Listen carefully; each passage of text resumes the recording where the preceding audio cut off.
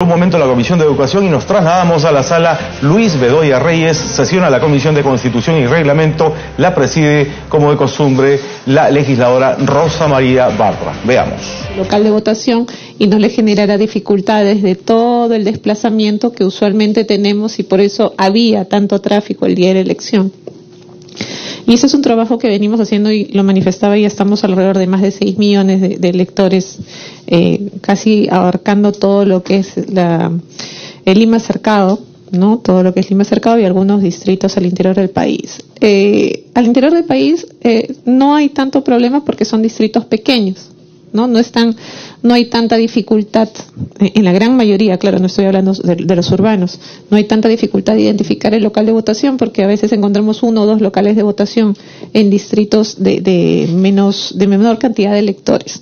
Pero ya por lo menos Lima está georreferenciado y permitiría de una u otra manera ver la posibilidad de la reducción del ausentismo de los miembros de mesa, claro, siempre que la Oficina Nacional de Procesos Electorales utilice este instrumento y pueda hacer una selección ya más personalizada incluso para quienes se van a considerar autoridades ese día dentro del local de votación. En el tema de el proyecto del Ejecutivo y lo que se propone a través de democracia interna, nosotros hemos estado prácticamente desde el lado de la competencia de RENIEC viendo la temporalidad y el cronograma electoral por el tema del cierre del padrón, que ahora es 1 año antes, que lo hemos estado evaluando, ¿no? Es un tiempo muy extenso.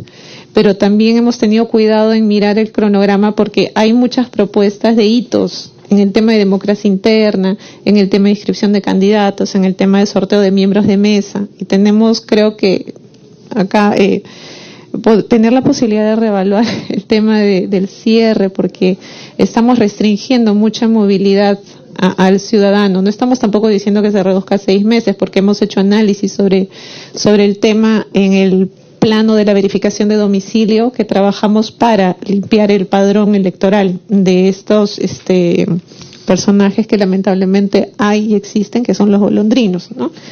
Y tratando de garantizar todo el esquema de la defensa que también tienen ellos de impugnar las verificaciones que nosotros vayamos a hacer en campo. Entonces, en ese sentido, RENIEC está preparado definitivamente para trabajar el tema de listas abiertas, siempre, como decía Manuel, que se considere en un solo momento, como lo propone, me parece, el Ejecutivo.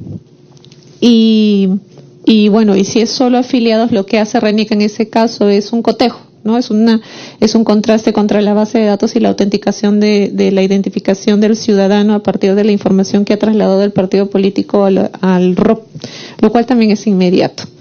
Pero eso ya está en la discusión de la Comisión de Constitución y lo que vayan a determinar cuál va a ser la mejor forma o la modalidad para poder continuar con este proceso de democracia interna. Doctor Fernando Vélez Moro. Buenas tardes, congresista. Quisiera iniciar la exposición señalando un poco en la última parte que había mencionado el representante del Jurado Nacional de Elecciones. La iniciativa de OMPE que se le alcanzó a la Comisión de Alto Nivel para la Reforma Política era la realización de primarias abiertas, simultáneas y obligatorias para todas las organizaciones políticas, a diferencia de lo que ha propuesto el Código del Jurado Nacional de Elecciones, que deja en el texto del proyecto, deja la libertad a que sea la organización política la que escoja la modalidad de si es abierta o si es cerrada. Nosotros consideramos que esto podría generar una discusión entre las organizaciones políticas y sus propios afiliados, o iba a mellar la legitimidad en la que iban a ser elegidos estos candidatos. ¿Por qué? Porque mientras en algunas organizaciones políticas iban a ser producto de la elección solamente de sus afiliados, en el caso que se escogiera la modalidad de lista cerrada de elección cerrada, en otras organizaciones políticas que hubieran escogido la modalidad de abierta, se iba a discutir la legitimidad con la que estos candidatos habían sido seleccionados en estas elecciones primarias, en esta democracia interna.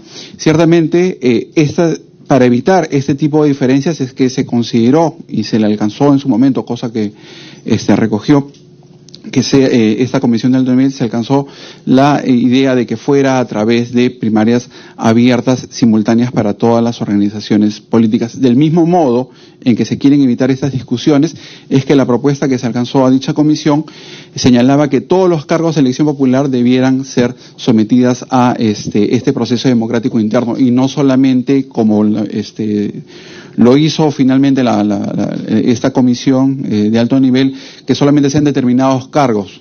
No, nosotros señalamos que sean a su vez no solamente los cargos de presidente y vicepresidente, sino también los cargos a congresistas, los cargos a consejeros regionales, los cargos a regidores municipales. En segundo lugar, creemos que la realización de elecciones abiertas en todas las organizaciones políticas es algo que va a fortalecerlas. ¿Por qué? Porque ciertamente existe el temor de que puedan participar ciudadanos, ¿no?, de repente de otras organizaciones políticas, precisamente para, por tomar un término coloquial y sin que esto quisiera faltar de respeto, boicotear la elección de otra organización política. Pero más bien, como se tratan de elecciones simultáneas, nosotros creemos que las organizaciones políticas que tienen una gran cantidad de afiliados, las organizaciones políticas que tienen muchas más adhesiones, van a conseguir que se movilicen sus afiliados y a sus adherentes a la votación de su propia organización política, y al contrario van a impedir que se vayan a la elección de la otra organización política, porque los votos que no se emiten en esa organización política no permiten alcanzar un mínimo, que por ejemplo en el informe de la Comisión de Alto Nivel se hablaba de 282.000 personas o ciudadanos. ¿Por qué? Porque la realización de la elección de las elecciones abiertas simultáneas exige que para el mantenimiento de la organización política en el registro de organizaciones políticas se tenga que alcanzar por lo menos un mínimo de ciudadanos que hayan ido a sufragar a esa organización política para elegir al candidato de esa organización política. Si existiera o existiese la consigna de ir a votar a la organización política contraria para bloquear la candidatura de un determinado representante, se estaría dejando la posibilidad de que no se cumpla en su propia organización política alcanzar este mínimo, con lo cual se pondría en peligro la permanencia de la organización política en el ROP, en el registro de organización política, y perdería su propia inscripción.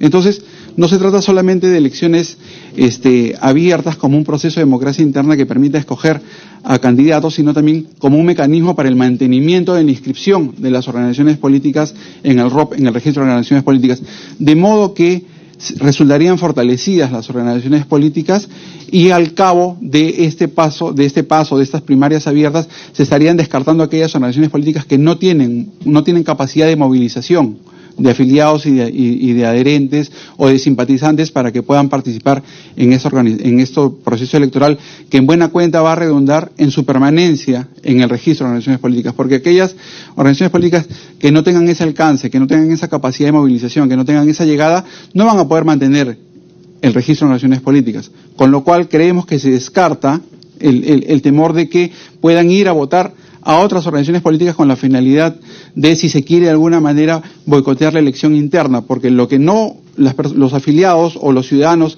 que no van a votar a esa organización política pondrían en peligro la propia permanencia. De modo que lo que va a hacer estas primarias abiertas simultáneas es fortalecer a las organizaciones políticas, y que al final de ellas, o sea, al final de este proceso abierto, solamente van a quedar las organizaciones más fuertes, descartándose estas organizaciones políticas que son débiles y que no tienen una capacidad de movilización importante. Eso sería todo. Congresista Bartra. Muchas gracias. En realidad hay una serie de aspectos técnicos que tienen que acompañar estos cambios con respecto a la democracia interna. Antes de impulsar un cambio legal, o más si es un cambio constitucional, tendríamos que conocer cómo funcionaría la dinámica técnica. La cédula, va a ser una cédula de todos los partidos que logren conformarse, y el elector va a poder votar en cualquier local político por cualquier lista. Va a existir una forma de restringir el voto doble, triple o cuádruple, esos aspectos técnicos, ¿no? Que tienen que estar claros, porque tiene que haber un nivel de predictibilidad con respecto a los errores que se puedan generar. Entonces, el manejo mismo de la cédula por el número de candidatos y el número de partidos.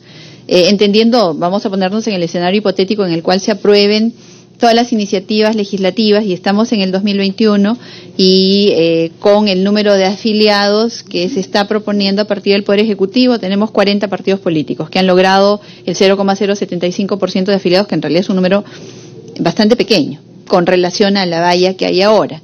Y ellos van a proponer sus candidatos al Congreso. Entonces, imagínate cómo va a ser tu padrón y cómo lo vas a manejar. Entonces, el partido político A tiene su local de votación y van, pero en ese local de votación del partido A pueden votar por el B, C o por Y'. ¿No es cierto? Está pensado así. Pero el elector que vota ahí, ¿puede al mismo tiempo votar en otro? ¿O es que ya hemos eliminado el holograma en el DNI para votación? ¿Va a tener holograma? O sea, en realidad son cuestiones técnicas, absolutamente técnicas, ya tienen que ver con el manejo que pueda tener una elección de este tipo. Y claro, a mí la duda más grande que me suscita es, si tú tienes un 70%, yo creo que debe ser más de ciudadanos que no se interesan en política. ¿Realmente vas a poder interesarlo en unas primarias tan amplias y que van a estar orientadas más a depurar? ¿No? A las que no cumplen, entonces los más grandes se quedan con la mayor movilización, y entonces este cambio, ¿a dónde está orientado realmente?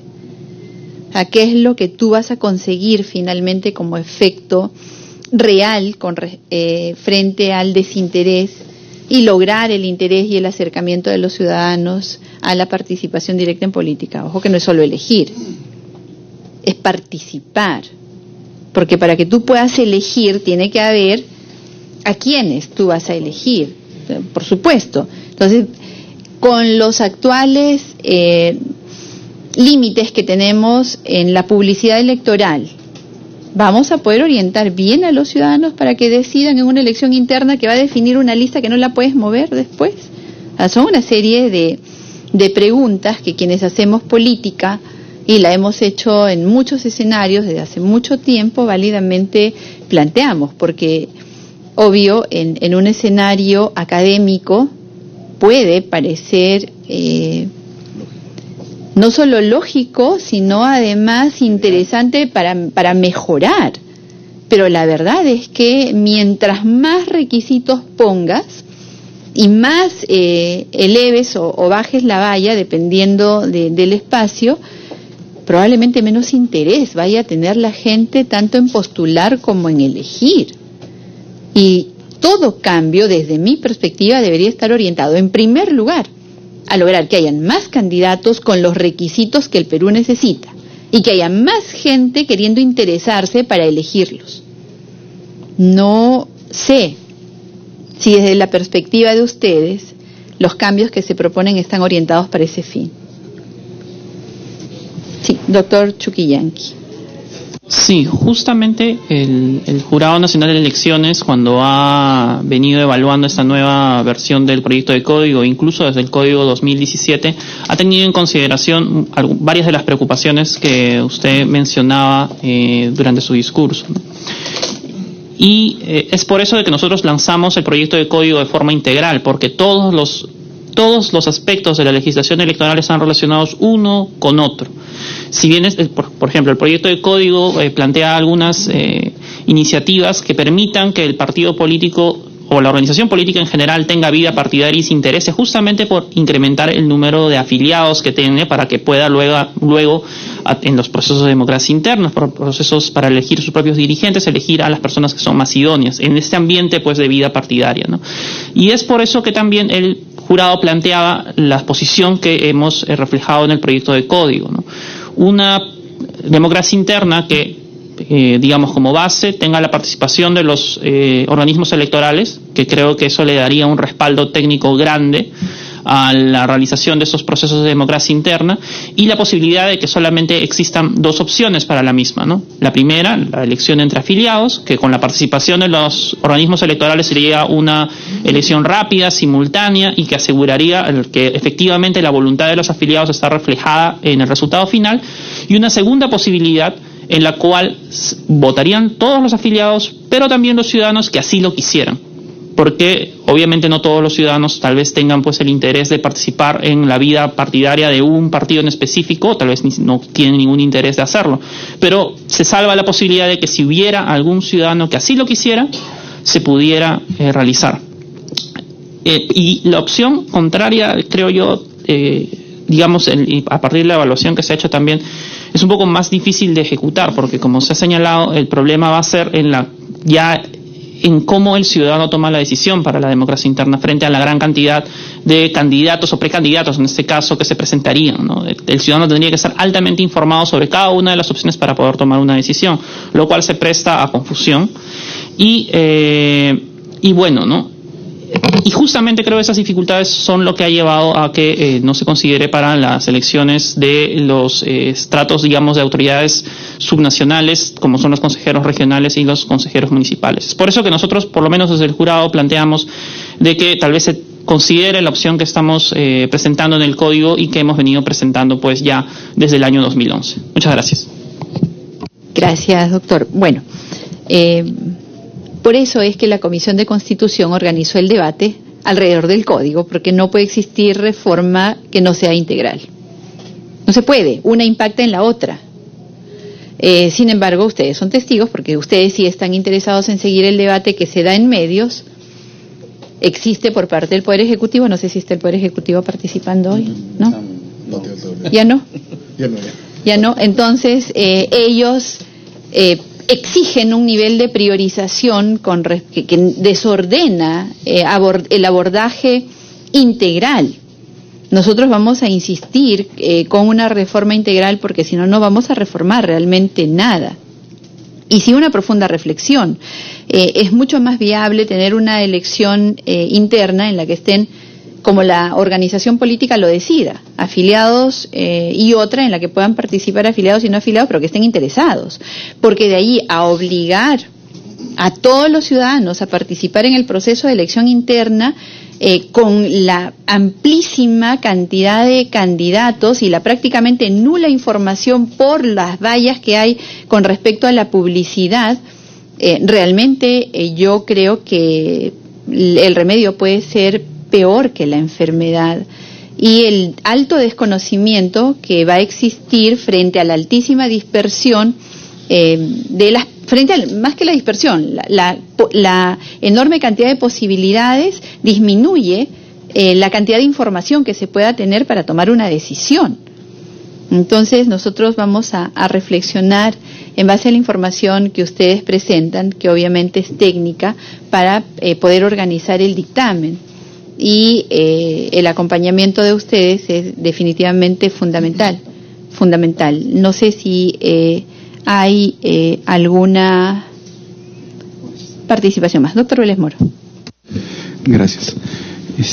Sí, en buena cuenta, parte del diagnóstico con el que creo que todos coincidimos es que existen demasiadas organizaciones políticas. Lamentablemente, el debate político no se sostiene cuando existen demasiadas voces, y lamentablemente en la actualidad todas esas voces están representadas por la cantidad de organizaciones políticas que existen en el registro, alrededor de 24. La idea de unas primarias abiertas tienen o pretenden, obviamente, poder, si se quiere llamar de algún modo, limpiar la cancha, porque lo que permite o lo que exige es que las organizaciones políticas tengan esa capacidad de movilización. Hay ciertamente dificultades de orden técnico que es válido que se tengan que plantear y que se tengan además que absolver antes de adoptar una decisión. Pero la idea de las elecciones, de las primarias abiertas, es que puedan en sí mismos ser también no solo un mecanismo de elección de candidatos, sino también un mecanismo para ir depurando el registro de organizaciones políticas. Gracias. Cierto es, doctor. Sí, doctor Roque. Bueno, en realidad yo la dificultad que encuentro es que el elector va a ser difícil de que discrimine una cantidad tan grande de personas y de candidatos. O sea, no va a ser una elección cualitativa. Si se mantienen las normas que más o menos parece ser que van a quedar, luego de la elección general van a eliminarse una gran cantidad de organizaciones políticas. Nosotros sabemos, lamentablemente, que se dieron leyes para favorecer a aquellas organizaciones que no habían participado. Y esta vez parece ser que la tendencia es de que no va a haber ya ese tipo de ayuda, y por lo tanto se va a eliminar aquellas organizaciones que no logren conseguir un determinado cantidad. Ahora, también yo quiero destacar una posición que es de la congresista, porque fue de ella, que es tratar de evitar que se criminalice o que se estigmatice a quien tiene una participación política. Se han presentado varios proyectos de ley, por ejemplo, en la Junta, donde exigían que la persona que participe en política no pueda postular 10 años, tenía que haber estado sin tener una participación política. 10 años. Y eso le costó a la congresista una pelea incluso en el Pleno, para que eso no sea así. Hemos visto que, por ejemplo, en la última elección ha postulado Rosa Mavila, que ha sido una excongresista. Y entonces, en principio, digamos, no hay un problema especial, porque aquellos que tienen una participación política puedan desarrollar otro tipo de actividad. Sé que hay normas en el jurado, tenemos 4 años, nadie puede acceder a un órgano del sistema si ha participado 4 años, tiene alguna participación política. Entonces, ese tipo de normas, en realidad, si uno quiere, por ejemplo, trabajar en algún momento en el sistema, no se va a meter ni se va a acercar a una organización política, ¿no? Este tipo de normas deben eliminarse o reducirse al mínimo, poco a poco, ¿no? Y en todo caso, la elección abierta, completa, simultánea, como te digo, va a ser una evaluación cuantitativa, porque yo debo confesar algo, por ejemplo, ¿no? Yo llevo trabajando con la congresista todo este tiempo. Yo trabajo indirectamente con la gente de Fuerza Popular, o incluso con el Congreso, veo a todas las organizaciones, pero no podría tomar una decisión cualitativa, ¿no? Pues tendría que conocer más a un candidato. ¿Cómo hago yo con unas listas de todos los partidos? No lo veo. Y lo que se propone ahora, en realidad es, yo sugiero que las cosas se hagan de manera más gradual. Lo que se hace ahora ya se está haciendo, por eso yo cuestionaba el tema de la eliminación del voto preferencial, porque el hecho que haya elecciones internas con afiliados no garantiza que se haga una consulta grande. O sea, siempre va a ser muy pequeña. Y el voto preferencial siempre va a ser una posibilidad de liberar o de apertura a aquellos que han sido consultados, que van a ser siempre muy pequeños, ¿no? Pero bueno, todos estos son temas que faltó lo de la mesa. Me gustaría sí tener una posición de ustedes, sobre todo de la OMPE, sobre el tema de la mesa, porque el proyecto del Ejecutivo también establece eso, que se pueda de repente asignar a cualquiera, ¿no? En mesa de votación. Gracias. Gracias, doctor. Bueno, sí, efectivamente, si la idea es que más ciudadanos participen y se interesen y sean candidatos y se elijan a los mejores, ¿por qué nos pasamos criminalizando a los políticos? Los políticos no pueden, sus parientes no pueden, una vez que un político es electo, todos los parientes quedan proscritos del sistema.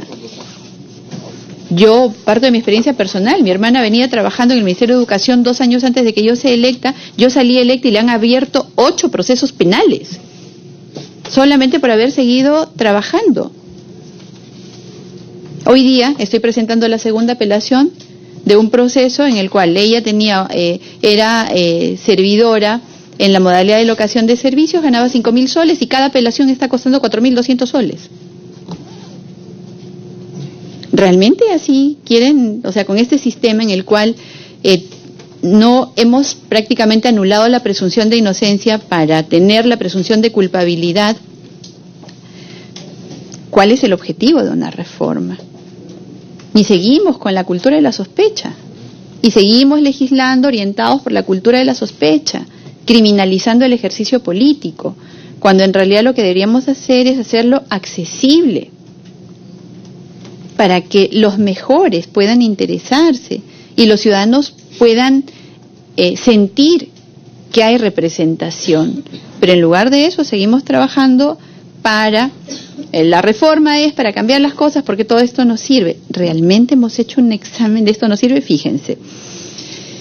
Vamos a abrir la cancha para que haya nuevos partidos.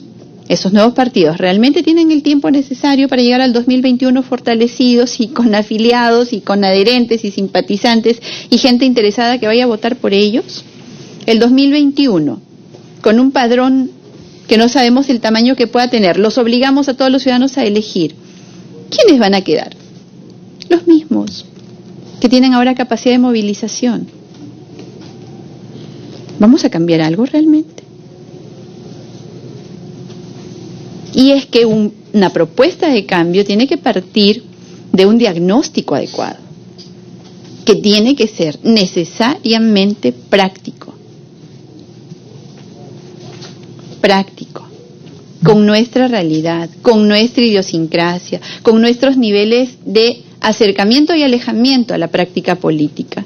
Si no hacemos eso y por el contrario queremos construir un mundo ideal a partir de las normas, créanme, sin un diagnóstico adecuado, la receta definitivamente va a ser equivocada. Y no podemos permitirnos, con una fragilidad democrática como la que tenemos en este momento, la posibilidad de exterminarla. Entonces, los cambios que vayamos a implementar tienen que responder a fortalecer, no a debilitar. Si muchos se tienen que ir, que se vayan, pero que se vayan siguiendo la ruta correcta. Las leyes no cambian la realidad. Ninguna ley cambia la realidad, menos si la vas a implementar forzándola. Y si vamos a hacer cambios, si lo vamos a hacer en equipo, estos tienen que estar bien sustentados. Y no hemos hecho ninguna propuesta, nadie ha hecho una propuesta que mejore el acercamiento de los ciudadanos al ejercicio político. Por el contrario, hemos anulado la presunción de inocencia. Si tienes un proceso, bueno, ahora la propuesta está si tienes sentencia en primera instancia. Pero créanme que querían que si tienes un proceso ya no puedes ser candidato. Los servidores públicos, sobre todo los que hacen ejercicio en los gobiernos regionales y locales como funcionarios o en cualquier lugar del Ejecutivo, terminan con denuncias todo el tiempo. Todos ellos fuera, ya no puede ser candidato. ¿Así se cambia realmente?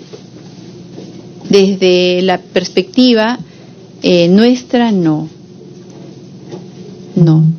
se cambia la realidad con las leyes, se regula la realidad con las leyes.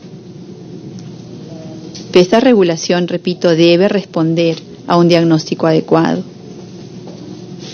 Para la reflexión final voy a reafirmarme en lo que dije. Es cierto, está orientado a que no hayan partidos cascarón. ¿Y quiénes creen que van a movilizar gente, pues, realmente? ¿Los nuevos que se formen ahora? Con el altísimo, discúlpeme, entre comillas, interés que tienen los ciudadanos en participar en política. O a lo mejor vamos obligándolos a todos a elegir. La resistencia que va a haber por parte del ciudadano frente a un padrón difícil de analizar para tomar una decisión y además la obligación de ir a votar, no va a mejorar el sistema. El que obliguemos a los partidos a tener una organización política en la cual hayan mitad hombres, mitad mujeres, no va a hacer que las mujeres nos interesemos más. Peor, cuando a las mujeres que hacemos política nos tratan peor que a los hombres. Y no es porque seamos menos, ni siquiera es porque seamos mujeres. Es porque a los políticos hay que ridiculizarlos, porque son lo peor que existe en la sociedad. Y hay que maltratarlos. Y existe la cultura del maltrato al político. ¿Todos somos malos realmente? Todos somos delincuentes y todos merecemos el tratamiento de sospecha. ¿Cuántos jóvenes se acercan a la política? ¿Y qué hemos hecho? Como OMPE, como RENIEC, como jurado, para que los jóvenes se interesen en política. ¿Qué les hemos ido a decir? ¿Hemos ido a hablar bien del ejercicio político o hemos ido a hablar de todos los problemas que tenemos? Hablamos nosotros normalmente de lo noble que es el ejercicio político porque buscas llegar al poder para generar un cambio en positivo en la sociedad. ¿Cuánto hablamos de eso? Ahora mismo y como reflexión final, porque creo que ya terminamos y hay que hacer la corrida, ¿no? Hay que hacer la exposición del módulo. En este momento en el cual vivimos el escándalo de corrupción más grande que haya vivido nuestro país, toda la atención está centrada en los políticos. ¿Hablamos de los corruptores? No, los corruptores están exentos de todo. Los corruptores son aplaudidos y son un ejemplo de reconversión. Se han llevado miles de millones, pero estamos concentrados en la decena de millones de quienes se dejaron corromper a cambio de que los otros se llevaran miles. Y no estamos pensando en cambios en ese sentido, estamos pensando en cambios para los otros. Mejoremos y hagámoslo en equipo, pero hagámoslo bien.